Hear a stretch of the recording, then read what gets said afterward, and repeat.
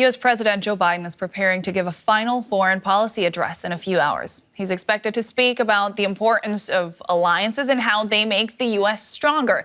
And he'll tell Americans he left the country in better shape than when he took over from Donald Trump. This comes a week before he faces the task of handing the presidency back to his predecessor. I, Joseph Robinette Biden Jr., do solemnly swear. When Joe Biden was sworn in 4 years ago, hopes were high that he could help bring the nation together after the divisive Trump presidency and the January 6th attack on the Capitol only 2 weeks before. We've learned again that democracy is precious. Democracy is fragile. And at this hour, my friends, democracy has prevailed. In his campaign, Biden pledged to be a transitional president.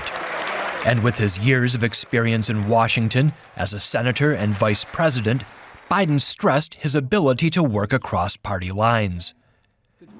Early on, there were legislative successes, a massive $1.9 trillion economic stimulus plan, and a $500 billion infrastructure spending package passed with bipartisan support. Internationally, Biden reaffirmed Washington's commitment to its allies. America is back. I speak today as President of the United States at the very start of my administration, and I'm sending a clear message to the world. America is back. But the Biden administration's chaotic withdrawal of U.S. forces from Afghanistan in August 2021 was seen by critics as an early foreign policy blunder that made America look weak and cast doubt on U.S. resolve. Half a year later, when Russia launched its full-scale invasion of Ukraine, Biden took the lead in marshaling Western allies to provide military support for Kyiv, a policy which, initially, enjoyed widespread backing at home. But the disruption caused to world markets by the Ukraine war helped fuel inflation across the globe, including in the U.S. Another foreign policy crisis exploded as the U.S. headed into an election year. Biden pledged rock-solid support to America's ally Israel after the Hamas terror attacks on October 7, 2023. As the war in Gaza dragged on, the Biden administration's calls for a ceasefire had little effect, and Biden's support for Israel cost him support from some of his fellow Democrats at home. Republicans slammed Biden for what they said was his administration's failure to stem the flow of migrants across the southern border. Immigration became a defining issue of the 2024 campaign. Another concern was Biden's age. Insisting that he was the best candidate to beat Donald Trump, Biden announced his decision to seek a second term and brushed aside worries about his fitness. I can't even say, I guess, how old I am. I can't even say the number. It doesn't register with me. But a disastrous debate performance against his Republican opponent, former President Donald Trump, sealed Biden's fate.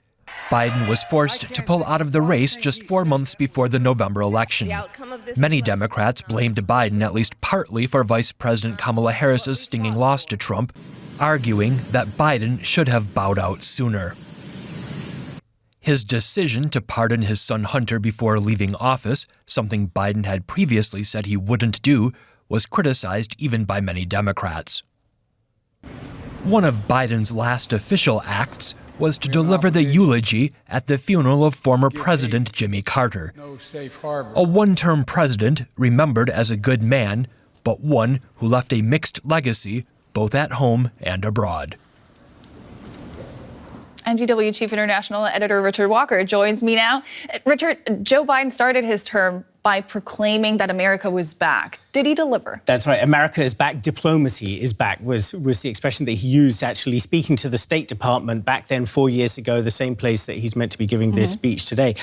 And under its own terms, he did deliver on that. You know, he recommitted the United States after this period of America first under Donald Trump to multilateral diplomacy. He particularly recommitted America to its alliances and to its allies, which Trump had been highly critical of. But really, the core idea behind this America was back, that America was back for good. Like, Trump was a one-term aberration. And of course, now we know... That is not materialized. Maybe Biden was the one-term aberration. So in that sense, America, in his terms, is very much not back. It's Trump who's back. What would you say were his biggest achievements and maybe also his biggest failures? Yeah, so the achievements and the failures you can see really almost as kind of flip sides of each other. And it's been interesting seeing, I mean, it's not just Biden who's out there, also Tony Blinken, his Secretary of State, Jake Sullivan, his National Security Advisor, have been out there kind of talking about legacy, trying to kind of frame what they're handing over to the next administration in a positive way. And of course, from their point of view, you know, in terms of this recommitment to alliances, then in Europe, Biden repaired relations with European allies. In Asia, he very much doubled down on relationships within Asia as well. But also, if you look at the Ukraine war, I mean, of course, the Biden administration is saying we kept Ukraine in the fight. You know, Putin wanted to wipe it off the map. It's still there. The Ukrainians would say, well, yes, but we had to kind of drag every weapon out of you. You were overcautious in the face of nuclear intimidation by Vladimir Putin.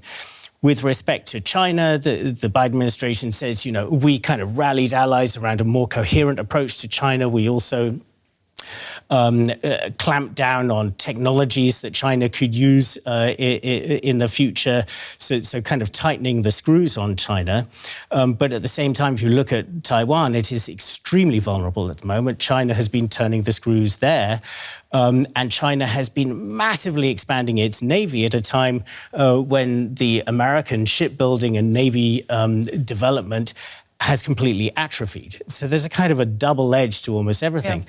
And I think almost the most difficult situation internationally for the Biden administration has been its reputation. You know, it went out there trying to present itself as the more progressive, a kind of a positive vision for the world. But its reputation has taken a huge hammering given events in Gaza.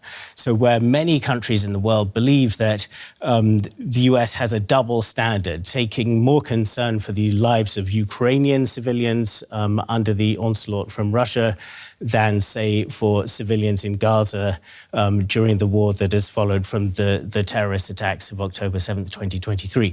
So there's a double edge to everything with the Biden administration. As Richard Walker, our chief international editor. Thank you so much.